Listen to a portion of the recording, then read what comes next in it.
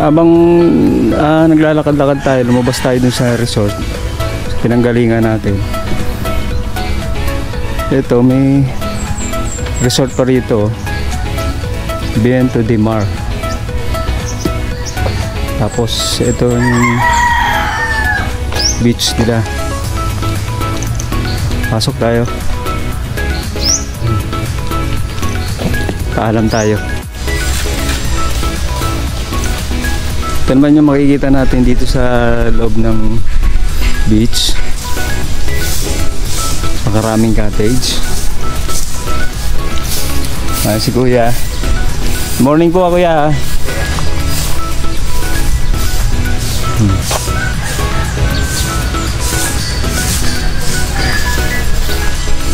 Viento de Mar, pag ano, meron din silang overnight. Ando sa kabila, puntahan natin mamaya yun. Ito naman sa bandang resort, sa beach nila.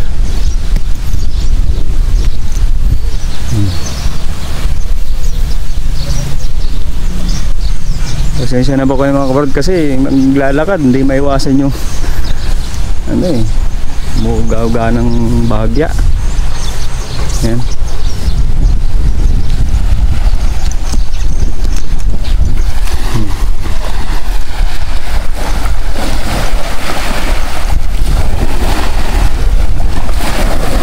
Mukhang high tide tide yan.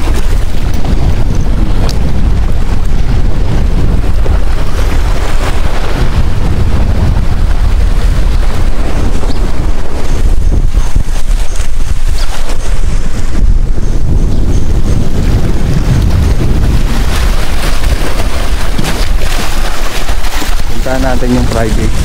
Paalam tayo kung sana payagan.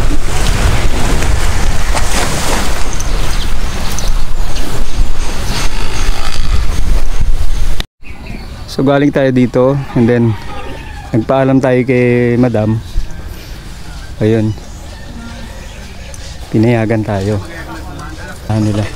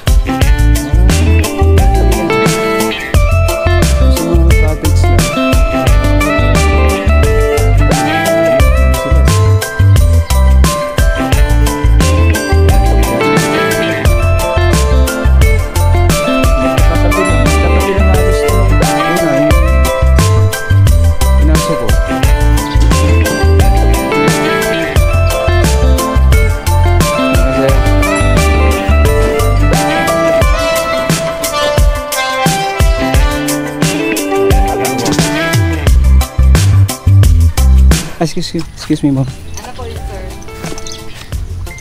Ma'am, Monday to Sunday bukas ano? Apo. Okay. Meron pa akong pwedeng makita rito ma'am na yun sa ano niya para dito sa mga private niyo. Ano po parang rate? Ganun? Doon na lang po sir sa ano. Ma'am. Sige. Tingnan natin yung mga rate na ano sa private. Ito yung ano nila, bali rate ng ito no, ano, mga private mga rooms nila. Ayan. Ito. So guys, ito lang para makita nyo. Madaling hanapin. Hindi tulad sa Metro Manila, napaka-traffic. Saka dito talagang ano, sarapan ng hangin.